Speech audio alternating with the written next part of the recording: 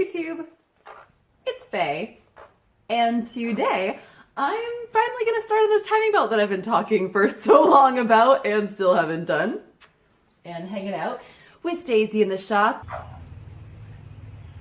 Some of you who follow me on Instagram know I have spent all week working and then all weekend teaching engine building basics. Yeah. They go back.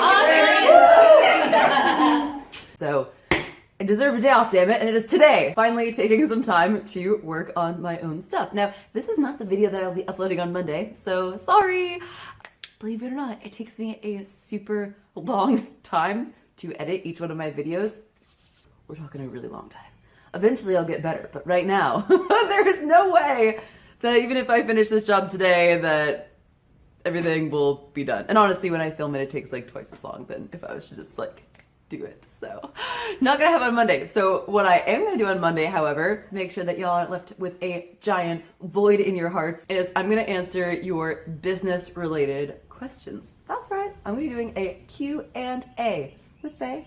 So ask your business related questions in the comments below and I will do my best to read them and I'll pick some of my favorites. I do have a couple I'm already going to be answering, which is why I was inspired to do this. So I'll probably take a couple more and then I'll make a video out of it and that will be on Monday. For the rest of this video, someone asked me why I need to drain the coolant to inspect the timing belt. So I'm going to address that question by showing you real quick how I checked the timing belt on my truck after I bought him.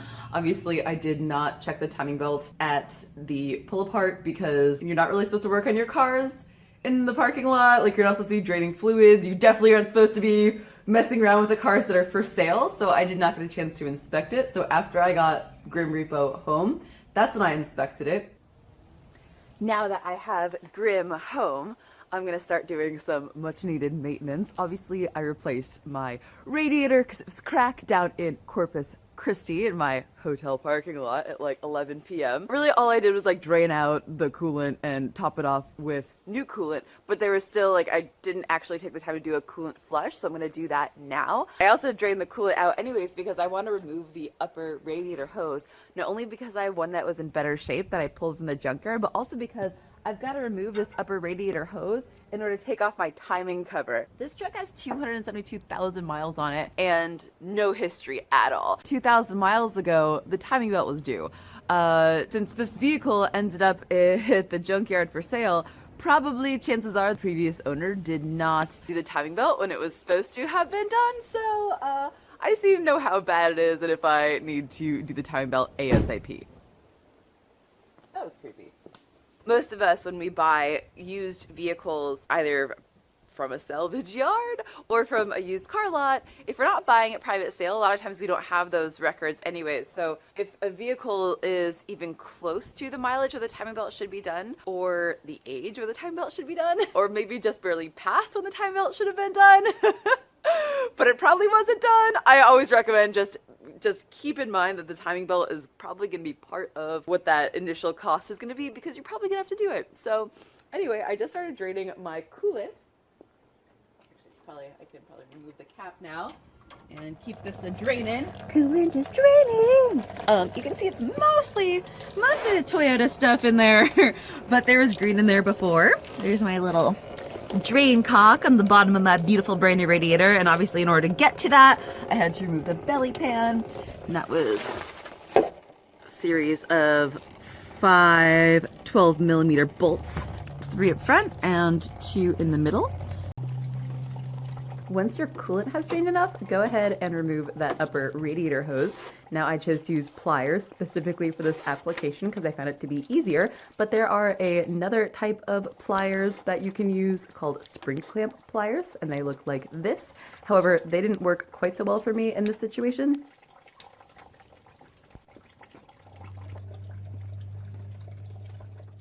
Alright, so now that my upper radiator hose is off, you can actually see there was some corrosion here. I had taken a little towel, taken the time to clean all that corrosion off because that's going to affect probably, maybe not, but I cleaned it anyway because I didn't want it to affect the seal of my new hose, my new old hose. As you can see, here's my old one.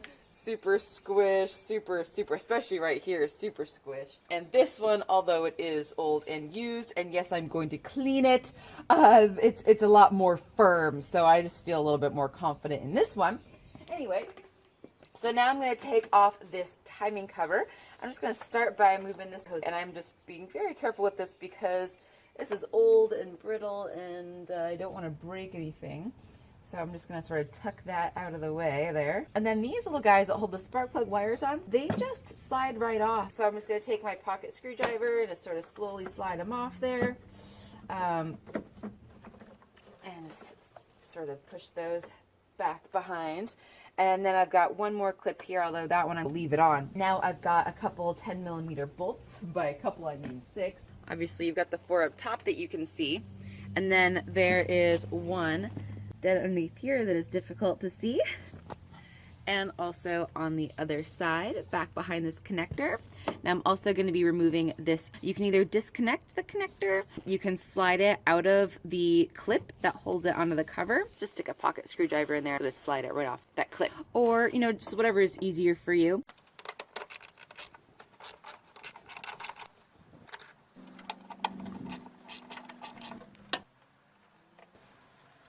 Now that this connector is out of the way, you can see I disconnected it and just slid it off with a little holder there. I can get to the last bolt, which is still going to be a little difficult to see. Got my long 10mm with a little extension there. Alrighty, so I got all my bolts undone. Now there's just a 10mm bolt here that holds the dipstick in place. See, I have high hopes actually that maybe this timing belt is in decent shape, because I see it looks like there was a sticker once here. And there was a sticker once there. I'm like, oh, please be timing belt stickers. Please be timing belt stickers.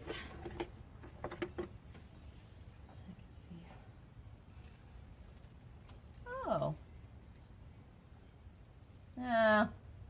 Well, yes, I can definitely see that it's been done once. I mean, at least once, one would hope. But what I am seeing, though, is that, you know, it's not awful because I can still see the writing on it. But keep in mind, this belt is also protected. If I look really close at it, you can see that it is actually pretty worn.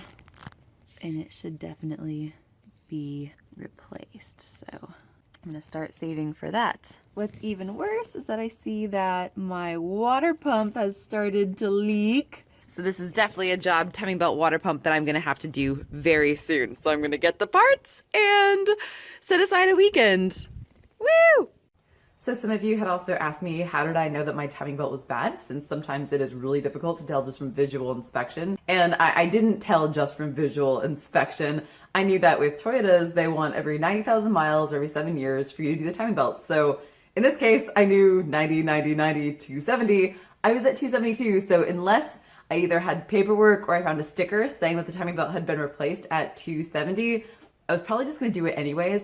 But since 2,000 miles, like that's all that it was past its service. If I had looked at the timing belt and it was like brand freaking new, I'd be like, okay, it was probably done at 270, so I'm probably safe. But just looking at it and seeing that it definitely was not new, I just, instead of assuming it has 5,000 or 10,000 miles on it, I assumed that it was like needing to be done, like 90,000 miles had passed, and that was it. So telling if a drive belt is bad or is going bad is pretty straightforward. A lot of times we'll be able to hear them. If they start to stretch and slip, they'll make a really obnoxious noise, but also they're really easy to tell from visual inspection. You can see if there's any cracking on the belt, any fraying on the outside edges. Sometimes you can also tell if there is any glazing. Sometimes the outside edge, not the ribbed edge, but the outside edge will be really shiny and just look like it's been slipping. So drive belts are pretty straightforward, but timing belts, it's a lot harder to tell just by so I never trust just a visual inspection. I never tell my customers, hey, I can tell that it's fine, because I can't. In fact, I have an example of a timing belt here that actually looks okay. Just looking at it, I'm not seeing any fraying on the outside edge. Everything looks good in terms of no cracking. The coloring looks good. It's not excessively shiny. It doesn't look like it's been slipping or it has any oil contamination on it. So if I was just to peek through a timing cover, I'd be like, oh, that looks great. Until you get to here, where the teeth have just sheared right off. So paying attention to your intervals is super important. Obviously mine is a little bit past interval. I have a non-interference engine, So they say, but I've also seen quote unquote non-interference engines have problems if they have the timing belt break. So it's not something that I like to just assume everything's gonna be okay or it's not gonna happen to me. I like to stay on top of my timing belt service. It's such a high risk item. It's just not worth taking the gamble. I don't know, at least that's the way that I feel. So anyways, that's all for today. I hope that you found this video helpful, and I will see you on Monday when I answer the questions that you leave me in the comments. So hope there are some good ones. I look forward to reading them, and I'll see you again later. All right, bye.